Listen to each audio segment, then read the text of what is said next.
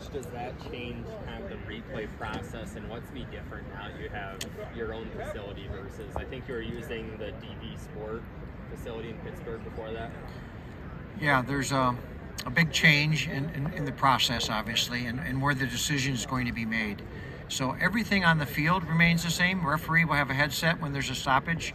He'll come over and he'll talk to the folks upstairs, which is the replay and the replay communicator upstairs. But at the same time, he'll be in contact with Chicago, which is our replay video center. And the final decision will come out of Chicago from the replay video center. So everything leading up to just the final decision and who's talking and who's discussing the play is pretty much the same, except for the decision will come not from the because we changed the rules this year, and that final decision we allow it to come from a conference office or a replay center. What kind of prompted was it the new facility that prompted it? I know there are various instances of coaches having frustration with the replay system. Well, I think everybody wants to get it right. It's one more set of eyes and ears listening and watching the play. We've had some really good replay results over the years, and we were the first to have replay. We put it in, 20 years ago, and we've been really pleased with it, and we keep learning and expanding it as far as what's reviewable, and the training we put together since I took over 16 seasons ago. Dean Blandino's been our replay trainer. He's the national person, but he's been with me from day one when we came out of the NFL together. And so we really like where we're at with replay. But there's a lot of pressure. We just want to get a little bit better. And if we can avoid one catastrophic error, and maybe the other area, and we haven't had too many of those, but certainly being more consistent. What's a catch? What's targeting? I may not get agreement with all 18 of my coaches, but at least we'll be consistent with just one or two people making the final decision. Bill, one of the pro football leagues, one of the smaller ones, and I think Dean Blandino was a part of this, they had a situation where you could hear all of the communications between the field official, the replay official, the communications department and all that. Has there been any thought from the Big Ten to do something like that, where everybody can hear all of the conversations that are taking place? Excuse me. Yeah, they had some spring leagues the last few years where replay was really transparent, yeah. Right? I mean, people say you guys aren't transparent and you could do better. Well, I mean, the video is pretty obvious, right? Video doesn't lie. I tell the refs, I tell the fans, I tell the coaches. So we're already transparent. But I think to your question, would we be more open to have a live mic in there, have a video in there? We aren't quite there yet. We're working really hard to get every single call as consistent as possible and accurate. So from that standpoint, but we've looked at it. We're always open to different ideas, and that's probably a little bit more pizzazz on the television side versus the X's and O's on the officiating side. We don't put a microphone on everybody. We put it on the head referee when he makes the announcement when it's all done, but we don't broadcast all those side comments or side discussions with the officials. But we're working our way toward that, and the pressure is leaning us in that direction, but right now we don't have it approved. Bill, it seems like some emphasis was added to the changing numbers within the jersey. I would say, every year that came up last year. Can you kind of take us through that process and why it was important to kind of get that in writing? Yeah, we've always had it in the rule book. If you come out onto the field and you change your number, for an example, if the right tackle goes down with an injury, sometimes maybe the tight end might come over and play tackle, and he'd have to go from an eligible number 88 to maybe number 68, and that was fine and that was legal and that was in the rule book. And you'd have to tell the official when he enters the game after he changed his jersey. You'd have to tell the head referee. He'd make the announcement that number 88 has switched his jersey to 68, and then we make sure the visiting coach or the opponent's coach knows that who the player is and who's playing each position. Okay, and we just had a situation that we thought we refined it a little bit better. We still have to go through that process, but if you come out before the game and warm up, and you don't tell anybody, then you switch jerseys without telling us and just go in the game, that would be a violation, equipment violation. You got to let us know, and that just that goes back to transparency. Let everybody know who's on the field, who's playing. the teams tried to exploit that loophole a little bit? I don't think a team tried to exploit it. I think we had an issue with regard to one of our games where someone came out and warmed up and then realized that he wasn't going to play, let's say, tight end, and he went to tackle, or vice versa. And but didn't tell anybody until he came to the game, and he changed his uniform before the game.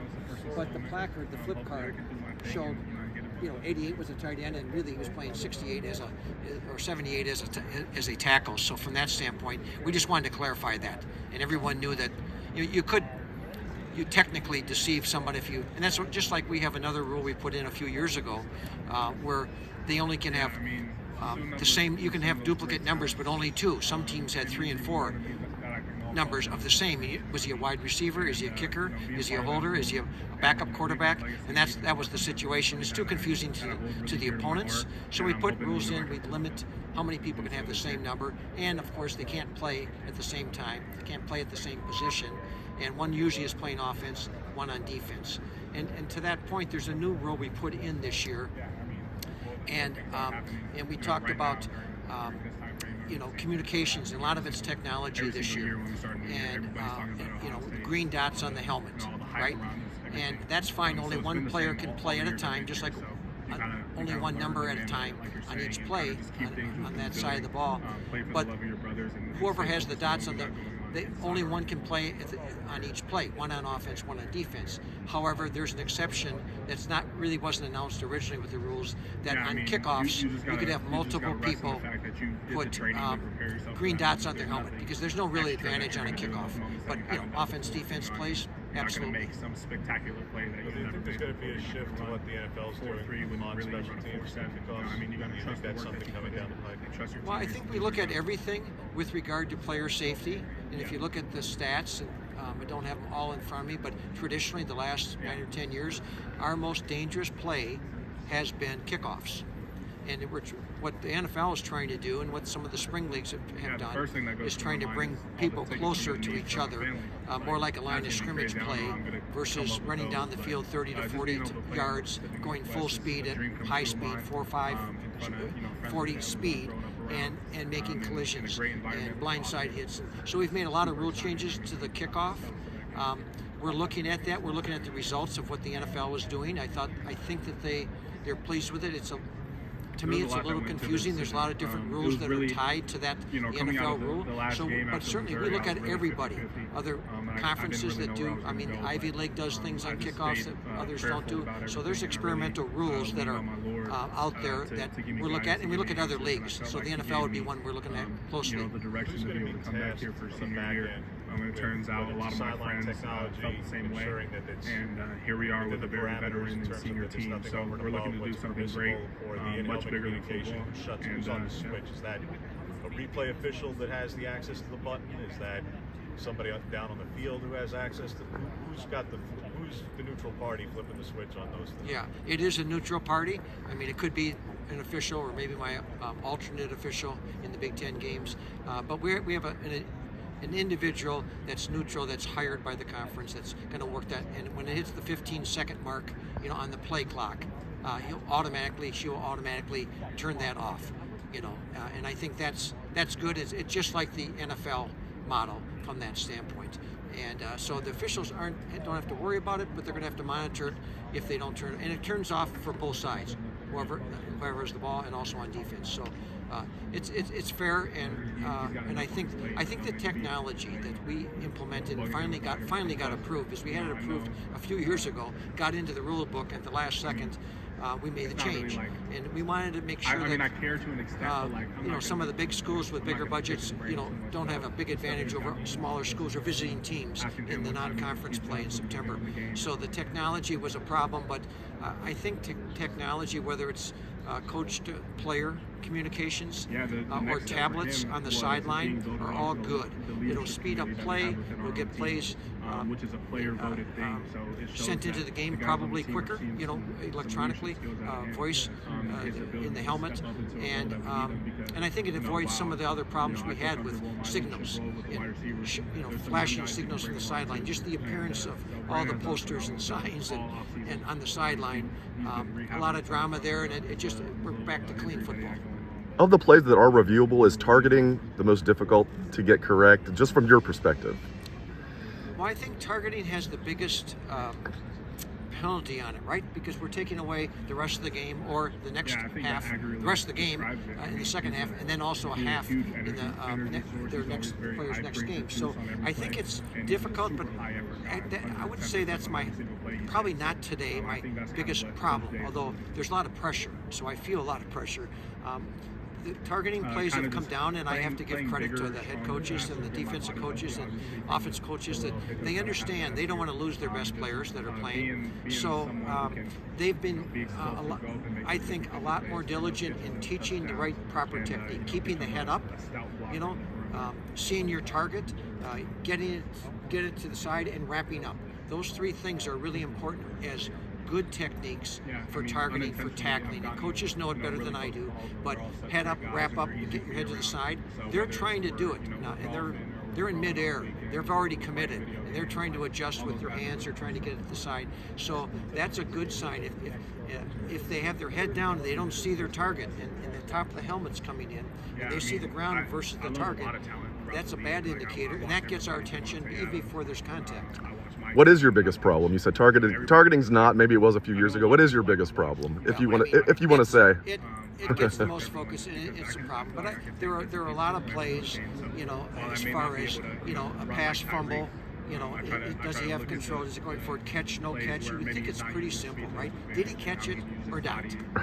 And there's always a little gray area because we said, the ball can move a little. It can't now touch the ground. Did he really lose control? It's another element of judgment versus if it's loose and it touched the ground. It used to be, the rule was, incomplete pass. Now it can move a little bit, but is it still in his control?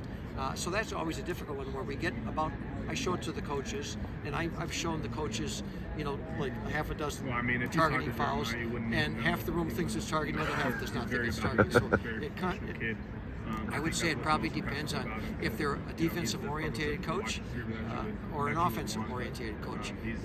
They have their biases and they have their thoughts. So we try to put plays together, share them with teams, share them with the coaching staff, say this is why we want this targeting.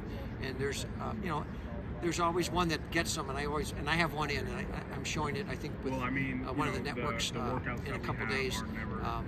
But it has to do with an option quarterback. The question is he not just does he use his helmet, to use the crown of his helmet, but was this player he's hitting, does he hit him with force? Does he hit him not necessarily intentionally, but does he have all the good indicators or bad indicators? And is he defenseless? If he's defenseless, a passer, which everyone I think thinks and agrees, he's a defenseless player when he's throwing the ball, can't protect, or a receiver, can't return. But an option quarterback, he's a runner, and as he pitches that ball, once it's out of his hands, is he defenseless? Can he defend himself? And usually coaches, will have probably a 50-50 or a disagreement on he probably can't defend himself, but he's in the category, he's still a runner until there's an element of time that goes after and everybody knows he doesn't have the ball and he's not going to hang on to it and tuck it back in. So that's usually gets more sliding quarterback. He is defenseless, but not until he starts to go down. So but we're going to err on the side of safety. That's what the rules say. Always err on the side of a player for safety, and that's why the flags come out. And that we don't downgrade the officials for trying to protect that player. Then it goes to replay, and yes, it is a difficult call. But when you have just a limited number of people, one or two people with the same philosophy, we'll at least have a consistent call for player safety targeting.